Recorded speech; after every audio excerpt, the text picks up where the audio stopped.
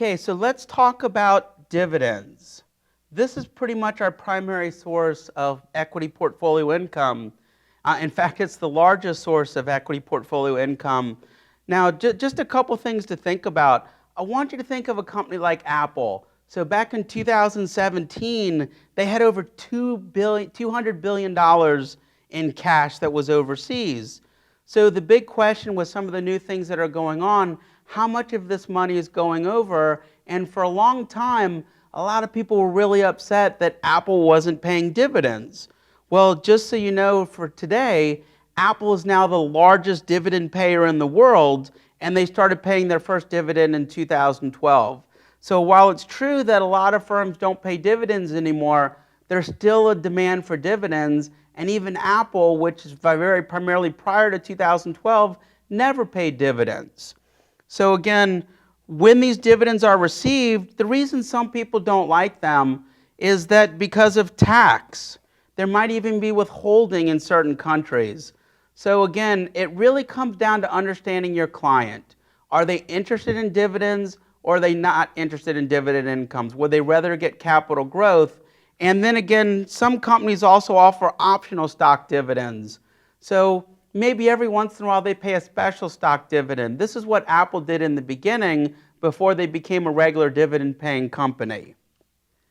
Now, let's go on, just touch briefly about securities lending.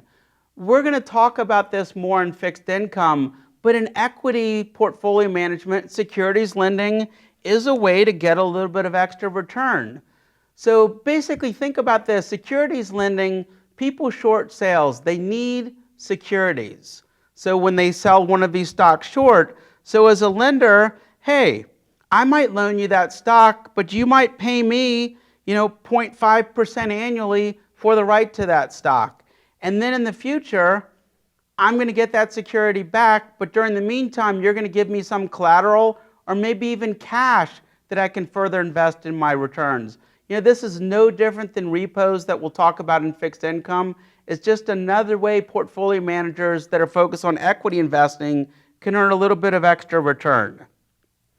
So how about some additional strategies? I had a good friend of mine that most of his portfolio income came not from buying dividend stocks, but by selling call options. He found stocks that they anticipated volatility was going to be very low, and he pretty successfully was able to generate a pretty strong portfolio income from selling these covered calls. Now, the material talks about a dividend capture strategy. So what is this? This is trying to capitalize on a dividend that a company is likely to pay. If you had known, let's say Apple or another company was getting ready to pay a special dividend, I think this dividend capture makes a lot of sense. You're going to buy the stock before its ex-dividend date, hold it through the ex-dividend date, and then sell the stock and enjoy that extra dividend. I think it's harder with companies that you already know that they're going to pay the dividend because generally that's factored into stock prices. So I think for this one, it's more often probably used with the anticipation of special dividends. Okay, management fees. This is where the rubber hits the road. This might be a shock to a lot of people out there. Every other industry I know, whether it's lawyers, attorney, a medical profession, doctors, car mechanics, nobody works for free. But for some reason, people have this thought that financial folks should work for free. I got to let you know there are management fees, and typically these are fees based on assets under management. So guess what? And the thought is, hey, if I make you more money, your assets go higher, and then I get paid more money. You win and I win, there's no losers. And something that you need to be really clear about, higher actively managed funds, they cost money. It costs money for people to get involved and go to visits, talk with the CEO, reach competitors, suppliers, understand that industry. It is not free. I ran a team. We were lucky to get by with fees at about 120 basis points. It turns out there's a company now called Vanguard that could probably do what I did most of my career for 4 basis points. So again, fees are a major issue, And let's just say a lot of the economists out there are projecting over the next 10 years a 6 to 8% rate of return. Well, if you're paying 1.5%, you're giving up a lot of those management fees. Now, what you have to be careful of as a portfolio manager, you need to be aware of management fees, and sometimes they're a little bit harder to find and they're not as evident. So let's talk about performance fees. We're going to really focus on this in alternative investments, especially hedge funds. But some managers earn performance fees. I wish I did when I was a fund manager. I never got a performance fee.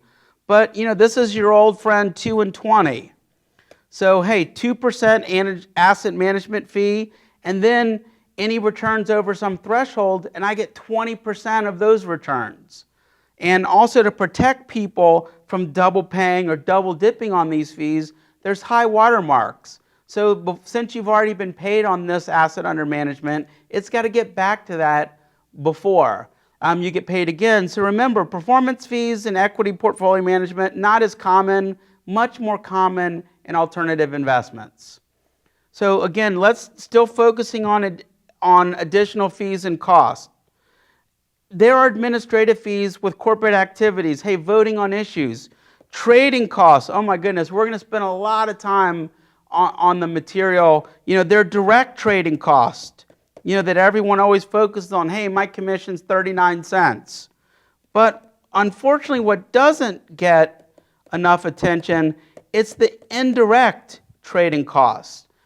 Think of it this way. The direct is the tip of the iceberg that's showing over the ocean. The indirect is the giant iceberg that you're not seeing right under the water. We're going to talk a lot about direct versus indirect costs, and you're going to learn an awful lot of ways to measure that indirect cost and analyze it, slice it, dice it, and break it down. And then I want you to understand the cost that you're likely to face with an investment. It's going to break down to the strategy. And the simple tool to remember, hey, if you're an active fund manager, you're probably going to have higher fees because you don't work for free.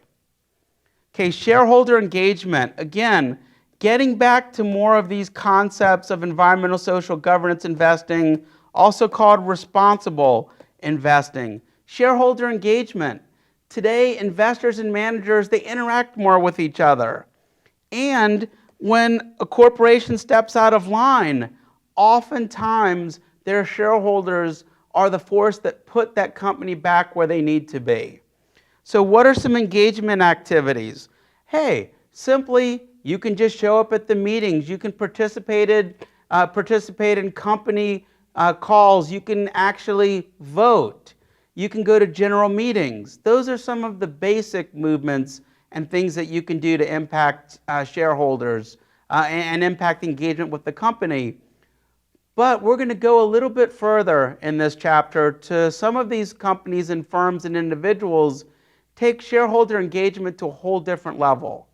So let's talk about this. An active manager. So this was one of the firms that I worked with.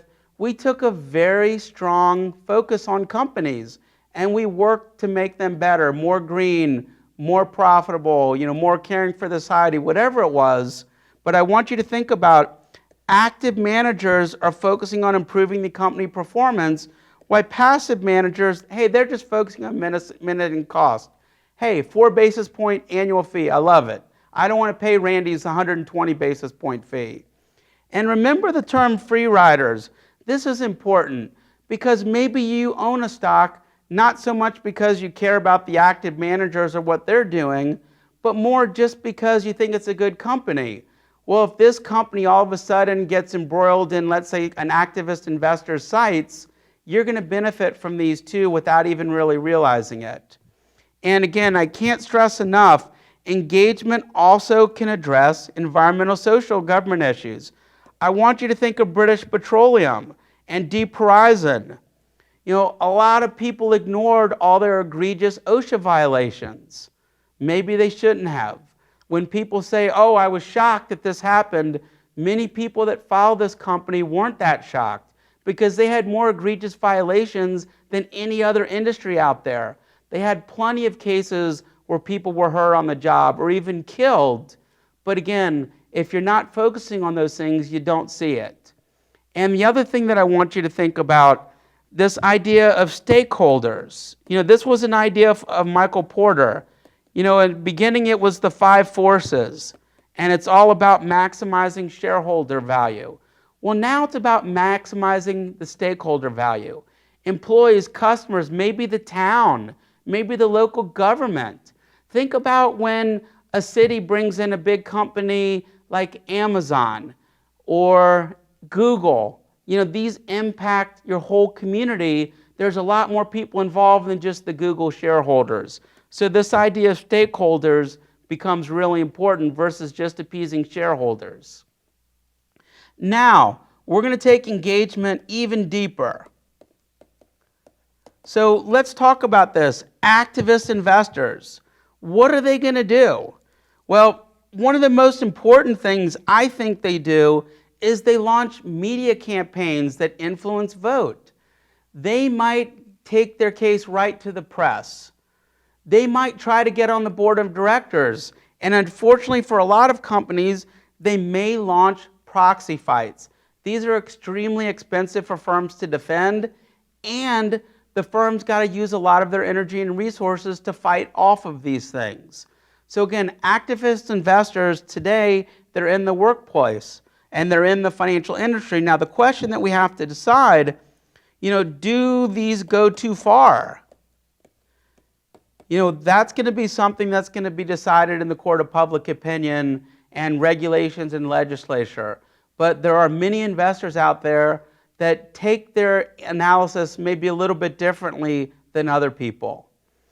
So again, this whole idea, going back to the $1 million question, should I be passive? Should I be active? What should I do? What should I invest in? I want you to always think about this. Follow the client's IPS. If the client is worried about fees, then you probably shouldn't be solely focused on active management. If you're concerned about an environmental social governance issue, then maybe you want to be more involved with an active investor that specializes in that. So again, you need to understand your client. And let's talk about some active management rationales. Why do people invest in active management? And it's interesting, even with so much money going into passive funds, active management is still the largest part of the industry. So maybe we have confidence that the manager has expert knowledge and skills. Maybe this manager just is somebody that everybody knows and we feel comfortable with. Or maybe there's a mandate for client. I need a company that doesn't invest in oil industry. I need somebody that does this. I need something to more match what I'm trying to accomplish as an investor. And there might not be an index or a passive way to get that. So I think that's one of the biggest rationales. Let's talk about risk.